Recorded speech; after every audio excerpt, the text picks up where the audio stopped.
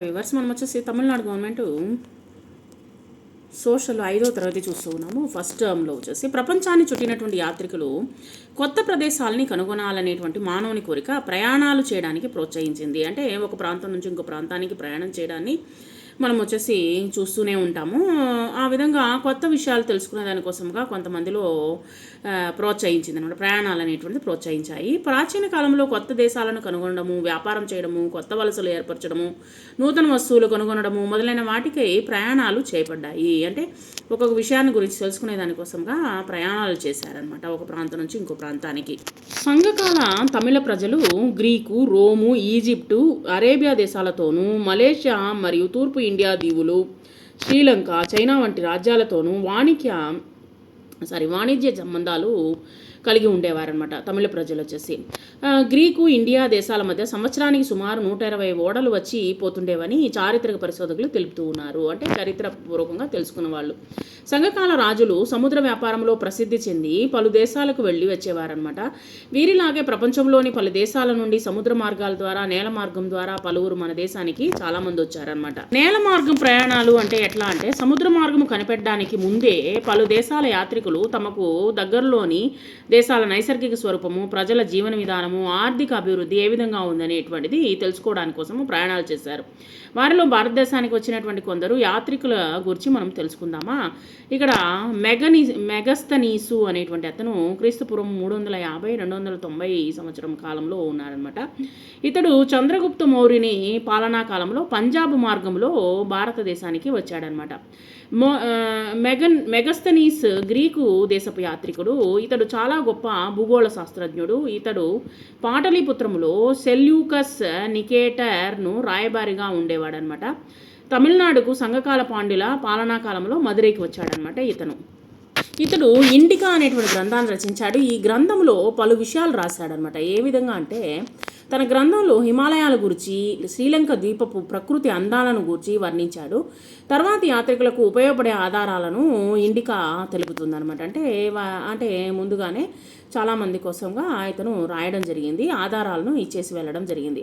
పాహియాన్ క్రీస్తుపూర్వము 422-333 సంవత్సరము పాహియాన్ 2వ చంద్రగుప్తుని కాలంలో చైనా నుండి ఇండియాకు వచ్చినటువంటి యాత్రికుడు. ఈయన చైనా నుండి ఇండియాకు వచ్చినటువంటి యాత్రికుడు బౌద్ధ మత సన్యాసి అయినను ఇతడు భారతదేశంలో పలు ప్రాంతాలను చుట్టి వచ్చాడనమాట. ఈయన బౌద్ధ క్షేత్రాలను, శిలాశాసనాలను సందర్శించాడు. ఈయన ఆ తర్వాత హుయాన్ సాంగ్ అనేటువంటి వ్యక్తి క్రీస్తు శకము 603-664 సంవత్సరంలో ఇతడు చైనా నుండి కాశ్మీర్ లోయల మార్గం ద్వారా భారతదేశానికి వచ్చాడు. హర్షవర్ధుని పాలనా కాలంలో బౌద్ధ మతాన్ని గురించి తెలుసుకోవడానికి భారతదేశానికి వచ్చాడనమాట. ఇతడు నలంద విశ్వవిద్యాలయంలో 12 సంవత్సరాలు ఉండి బౌద్ధ మత విజ్ఞానాన్ని కూడా నేర్చుకున్నాడు. సాహిత్యము, వ్యాకరణము, వైద్యము, వేదాలు, తత్వము, హస్త నైపుణ్యము వంటి అనేకమైనటువంటి వాటిని నేర్చాడనమాట. పల్లవుల కాలంలో దక్షిణ భారతదేశంలోని కాంచీపురానికి వచ్చాడు. ఇతడు అనేకమైనటువంటి విషయాల్ని మన భారతదేశంలో నేర్చుకున్న తర్వాత కాంచీపురానికి వెళ్ళాడు. కొంతకాలం కాంచీపురంలో విడిది చేశాడు. ఆ కాలంలో కంచిలో 10,000 మంది బౌద్ధ సన్యాసులు ఉండేవారని, 100కి పైగా బౌద్ధ మఠాలు ఉండేవని తన యాత్రా పుస్తకంలో పేర్కొన్నాడు. వీరి యాత్రా గ్రంథము సియూకి అనేటువంటి పేరుతో పిలువబడుతుంది. పాండ్య దేశంలో ఏర్పడ్డ కరువు గూర్చి తన గ్రంథంలో తెలిపాడనమాట ఈయన. తర్వాత ఇబన్ బటూటా అనేటువంటి వ్యక్తి క్రీస్తు శకము 1364-1368లో భారతదేశానికి వచ్చినటువంటి మొదటి ఇస్లాం యాత్రికుడు అనమాట. ఇతడు మొరోక్కో దేశానికి చెందినవాడు. ఇతడు వాయువ్య కనుమల గుండా తుగ్లక్ పాలనా కాలంలో భారతదేశానికి వచ్చాడు. ఇతడు భారతదేశ సాంస్కృతిక, రాజకీయ పరిస్థితులను తెలుసుకోవడానికి వచ్చాడు. ఈయన భారతదేశంలో ఉన్నప్పుడు 7 సంవత్సరాలు ఢిల్లీలో న్యాయాధికారిగా పనిచేశాడు. సుమారు 30 సంవత్సరాలు గుర్రము, ఒంటె, ఓడలపైనే తిరిగాడనమాట. నేల మార్గంలో ఎక్కువ దూర ప్రయాణము చేశాడు. తన జీవిత కాలంలో సుమారు 400 దేశాలకు ప్రయాణం చేశాడనమాట. ఢిల్లీ సుల్తాన్ల రాజకీయ, సామాజిక వ్యవస్థను గురించి లోతుగా గమనించి తన గ్రంథంలో తెలిపాడు. తాను చూసినటువంటి దేశాల్లో భూగోళ శాస్త్రము, ప్రకృతి సంపద, ప్రజల జీవన విధానము వంటి వాటిని తెలిపాడనమాట. అంటే వేరే వేరే దేశాలకు వచ్చేసి మన యొక్క దేశంలో ఏమేమి జరుగుతుంది అనేటువంటిది ఆ కాలం నుంచే వచ్చేసి ఎంతోమంది యాత్రికులు వచ్చి పుస్తకాల రూపంలో రాసుకుని వెళ్ళారు అని అర్థమవుతుంది. ఇతని యాత్ర భౌగోళిక శాస్త్రానికి చాలా తోడ్పడింది. ఆ తర్వాత సముద్ర ప్రయాణాలు చేశారనమాట. సముద్ర మార్గాన్ని కనుగొనేందుకు వ్యాపారం చేయడానికి ప్రయాణాలు చేసినటువంటి వారిలో కొందరిని గురించి మనం తెలుసుకుందాము. మార్కో పోలో అనేటువంటి వ్యక్తి క్రీస్తు శకము 1254 1324 సంవత్సరం నాటి వ్యక్తి. మార్కో పోలో ఇటలీ దేశంలోని వెన్నీస్ నగరంలో జన్మించాడైన క్రీస్తు శకము 1271 సంవత్సరంలో చిన్న వయసులోనే తన తండ్రితో పాటు చైనాకు వచ్చాడు. మొదట సముద్ర మార్గంలో అరబ్ దేశాలను చేరాడు. తర్వాత నేల మార్గంలో 5 సంవత్సరాలు పయనించి తూర్పు ఆసియాలోని గోబీ ఎడారి దాటి చైనాకు చేరాడనమాట. మార్కో పోలో చైనాలో కుబ్లాయ్ ఖాన్ రాజసభలో పనిచేశాడనమాట. తర్వాత వచ్చేసి చైనా రాజు అయినటువంటి కుబ్లాయ్ ఖాన్ యుద్ధాల్లో గెలవడానికి ఇతడు ఐరోపా యుద్ధ విధానాలని కూడా చెప్పి సహకరించాడు. కాబట్టి ఇతడు చైనా ప్రభుత్వంతో ఒక భాగానికి గవర్నర్గాను రాయబారిగాను పనిచేశాడనమాట. ఇతడు చైనా నుండి భారతదేశము, మియన్మార్, శ్రీలంక మొదలైన దేశాలకు కూడా ప్రయాణం చేశాడు. చైనాలో 16 సంవత్సరాలు ఉన్నాడట. తర్వాత అతను మాతృదేశానికి వెళ్ళిపోయాడు. ఆ తర్వాత ఇతను చైనా నుండి తాను తీసుకువచ్చినటువంటి దుస్తులు, ఆభరణాలు, రాగి, వజ్రాలు మొదలైన విలువైనటువంటి వస్తువులను ఇతరులకు చూపించాడు. తూర్పు దేశాల గొప్పతనాన్ని మార్కో పోలో తన దేశ ప్రజలకు వివరించాడు. తాను సందర్శించినటువంటి దేశాల నైసర్గిక స్వరూపము, నగర నిర్మాణము, సామూహిక జీవితము, వ్యాపారము మొదలైన వాటిని కూడా బాగా తెలుసుకున్నాడు అనమాట. అతను తన ప్రయాణ అనుభవాలను మిలియోన్ 2 అనేటువంటి తన యాత్రా గ్రంథంలో రాశాడనమాట. సో ఈ విధంగా అనేకమైనటువంటి యాత్రికులు వారి యొక్క గ్రంథాల్లో రచించడానికి కోసము వివిధ ప్రాంతాలకు వెళ్ళారు. తర్వాత పార్దలోమియా డయస్ అనేటువంటి ఆయన క్రీస్తు శకము 1450-1500 సంవత్సరంలో ఇతడు పోర్చుగీస్కి చెందినటువంటి రాజు అయినటువంటి 2వ జానుకు సైన్యాధికారిగా పనిచేశాడనమాట. ఈయన క్రీస్తు శకము 1487 సంవత్సరంలో 3 ఓడలలో భారతదేశానికి సముద్ర మార్గం కనిపెట్టే ఉద్దేశంతో తన ప్రయాణాన్ని ప్రారంభించి దక్షిణ ఆఫ్రికా తీరాన్ని చేరాడనమాట. దక్షిణ ఆఫ్రికాకు చేరాడు. చేరినప్పుడు అప్పుడు ఏర్పడినటువంటి పెను తుఫాను తాకిడికి ఓడ ప్రయాణం చేయడానికి వీలు కాలేదనమాట. అంటే వర్షాలు ఎక్కువగా ఉంటే ఆ కాలంలో వచ్చేసి మామూలుగానే వచ్చేసి పెద్ద పెద్ద షిప్పులే వచ్చేసి మునిగిపోతాయి. సో ఆ కాలంలో ఓడలు మట్టుగా ఉండేవి కాబట్టి అవి ప్రయాణం చేయడానికి వీలు కాలేదు. కాబట్టి ఆఫ్రికా దక్షిణ తీర అగ్రాన్ని తుఫాను అగ్రము అని పిలిచాడు. దాని తర్వాత ప్రయాణం కొనసాగించడానికి వీలు కాక తన దేశానికి తిరిగి వెళ్ళాడు. ఇతడు ఆఫ్రికా దక్షిణ తీరాన్ని చేరిన మొదటి ఐరోపా నావికుడు అనమాట. 2వ జాన్ ప్రభువు తుఫాన్ తీరానికి మంచి నమ్మకపు అగ్రము అని పేరు పెట్టారు. తర్వాత మెగల్లన్ క్రీస్తు శకము 1480-1521 సంవత్సరం సముద్ర ప్రయాణం చేసి మొట్టమొదటిసారిగా ప్రపంచాన్ని చుట్టి వచ్చిన ఘనత పోర్చుగీస్ నావికుడైనటువంటి మెగల్లన్కు చెందుతుంది. ఇతడు స్పెయిన్ నుండి 270 నావికులతో 5 ఓడలతో పడమటి దిశలో ఒక సముద్ర ప్రయాణాన్ని ప్రారంభించాడు. అతడు అట్లాంటిక్ మహాసముద్ర మార్గంలో దక్షిణ అమెరికా తీరాన్ని చేరాడు. దాన్ని మెగల్లన్ జలసంధి అని అంటారు. తర్వాత పసిఫిక్ సముద్ర మార్గంలో తన ప్రయాణాన్ని కొనసాగించాడు. ఈ సముద్రము తుఫాను అలలు లేకుండా ప్రశాంతంగా కనబడడంతో ఈ సముద్రాన్ని పసిఫిక్ ప్రశాంత మహాసముద్రం అని పిలిచాడు. ఐరోపా దేశం నుండి పడమటి దిశగా ఆసియాకు సముద్ర మార్గాన్ని కనిపెట్టాడు. తర్వాత స్పెయిన్ దేశం నుండి బయలుదేరినటువంటి ఇతడు ఫిలిప్పైన్స్ దీవుల వరకు వెళ్ళాడు. సముద్ర ప్రయాణ సమయంలో ఇతనితో ప్రయాణం చేసిన పలువురు చనిపోయారనమాట. ఎందుకంటే ఆ యొక్క ఓడ ప్రయాణాలు మనకు సెట్ అవ్వదనమాట చాలామందికి వచ్చేసి. వారి మరణం తర్వాత ప్రాణంతో ఉన్నటువంటి కొద్దిమంది మాత్రమే క్రీస్తు శకం 1522 సంవత్సరంలో స్పెయిన్ దేశానికి తిరిగి వెళ్ళారనమాట. ఇతడు సుమారు 3 సంవత్సరాల సముద్ర ప్రయాణం ద్వారా ప్రపంచాన్ని చుట్టాడు. ఈ ప్రయాణం వల్ల భూమి గుండ్రంగా ఉందని తీర్మానించాడు. తన ప్రయాణ అనుభవాల్ని, దిశల్ని గుర్తించిన రేఖ పటాన్ని గీసి అందులో గుర్తించి పెట్టుకున్నాడు అనమాట. మొట్టమొదటి పటాన్ని తెచ్చినటువంటి వాడు మెగల్లన్.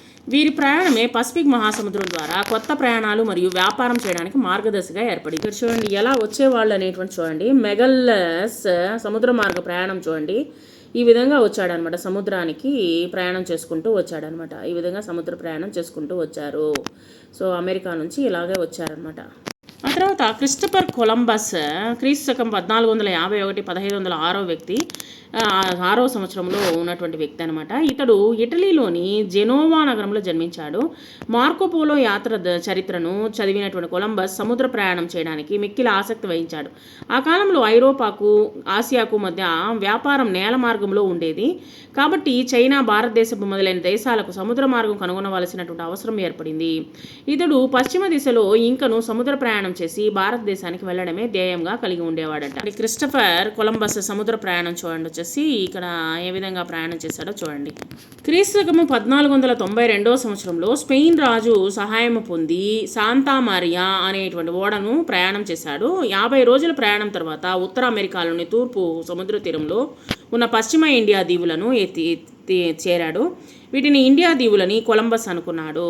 ఈ ప్రాంత ప్రజలను ఎరుపు భారతీయులు, రెడ్ ఇండియన్స్ అని పిలిచాడనమాట. ఇతని తర్వాత క్రీస్తు శకము 1520 సముద్ర ప్రయాణం చేసిన అమెరికా వెస్సుకు అనేవాడనమాట. కొలంబస్ కనిపెట్టింది భారతదేశ ప్రాంతము కాదని, అది ఒక కొత్త భూప్రదేశం అని చెప్పాడనమాట. కాబట్టి ఆ ప్రదేశానికి అతని పేరు పెట్టడం జరిగింది. ఆ ప్రాంతాన్ని అమెరికా అనే పేరుతో పిలుస్తున్నారు. తర్వాత వాస్కోడా గామా క్రీస్తు శకము 1460 1524 సంవత్సరం వ్యక్తి. వాస్కోడా గామా ఐరోపా ఖండానికి చెందినటువంటి పోర్చుగీస్ నావికుడు. ఇతడు పార్తిలోమియా డయస్కు సముద్ర ప్రయాణానికి ఓడను నిర్మించేటువంటి పనిని పర్యవేక్షించాడు. ఇతడు తన ప్రయాణాన్ని పోర్చుగీసు దేశానికి చెందినటువంటి లిస్టన్ రేవు పట్టణంలో ప్రారంభించి ఆఫ్రికా యొక్క పడమటి సముద్ర తీరంలో ఉన్న మంచి నమ్మకపు తీరము కేప్ ఆఫ్ గుడ్ హోప్ వచ్చి తీరారు. భారతదేశపు వ్యాపారి సహాయంతో వాస్కోడా గామా హిందూ మహాసముద్రాన్ని దాటి భారతదేశంలో పశ్చిమ తీరంలోని కేరళ రాష్ట్రంలో ఉన్నటువంటి కాలికట్ అనేటువంటి చోటుకు క్రీస్తు శకము 1498 సంవత్సరము మే 20వ తేదీన చేరుకున్నాడు. ఇతడు ఐరోపాకు ఇండియాకు మధ్య సముద్ర మార్గాన్ని కనుగొన్నటువంటి మొదటి వ్యక్తి. ఇతని ప్రయాణమే భారతదేశంలో మొట్టమొదటి సముద్ర మార్గం ద్వారా వ్యాపారం చేయడానికి ఐరోపా వలన రాజ్యాల ఆధిపత్యం ఏర్పడడానికి ఆధారమైంది. ఇతడు భారతదేశానికి మరలా 2 సార్లు ప్రయాణం చేశాడనమాట. ఈయన వెళ్ళినటువంటి మార్గం మధ్య చూడండి, వాస్కోడా గామా సముద్ర మార్గ ప్రయాణం చూడండి. ఇండియాకు వచ్చాడనమాట ఇతను పోర్చుగీస్ నుంచి. కొన్ని విషయాలు తెలుసుకుందాము. ఇక్కడ వచ్చేసి ప్రయాణాలు నేల మార్గ ప్రయాణాలు వచ్చేసి మెగస్తనీస్ ఇండికా, పాహియాన్ హుయాన్సాంగ్ సియూకి, తర్వాత వచ్చేసి ఇబన్ బటూటా. తర్వాత వచ్చేసి సముద్ర మార్గ ప్రయాణాలు వచ్చేసి మార్కోపోలో, పార్దలోమియా డయస్, మెగల్లన్, తర్వాత క్రిస్టఫర్ కొలంబస్, వాస్కోడా గామా. వీళ్ళు రాసినటువంటి గ్రంథాల్లో పేర్కొన్నటువంటి అంశాలు ఏంటి అంటే నూతన మార్గాలు, కొత్తమైనటువంటి మార్గాలు, తర్వాత వచ్చేసి భూమి గుండ్రము, ఆవిష్కరణలు, వ్యాపారము, వలసపోవడము గూర్చినటువంటి సమాచారాలు, ఒక దేశం యొక్క సహజ వనరులు, ఆర్థిక జీవన విధానము, రాజకీయాలను గూర్చినటువంటి సమాచారాలు, బౌద్ధ మతము, ఆ కాలం నాటి రాజ్యాలు, నలంద విశ్వవిద్యాలయం గురించినటువంటి వివరాలు, కొన్ని విషయాలు. ఇంగ్లాండ్ దేశపటాన్ని మొట్టమొదట గీసినటువంటి వాడు టాలమీ అనేటువంటి వ్యక్తి. టాలమీ గీసిన పటమే తర్వాతి కాలంలో పలు పటాలు గీయడానికి మూలాధారమైంది. బీగిల్ అనే ఓడలో ప్రపంచాన్ని చుట్టి వచ్చినటువంటి అనుభవాన్ని ప్రాణుల మూలము అనే గ్రంథములో రచించిన వారు చార్లెస్ డార్విన్. ఓడ వేగము కొలత నాట్ అని అంటారు. ప్రపంచాన్ని మొట్టమొదట చుట్టి వచ్చినటువంటి పడవ విక్టోరియా అనేటువంటి పడవ అనమాట.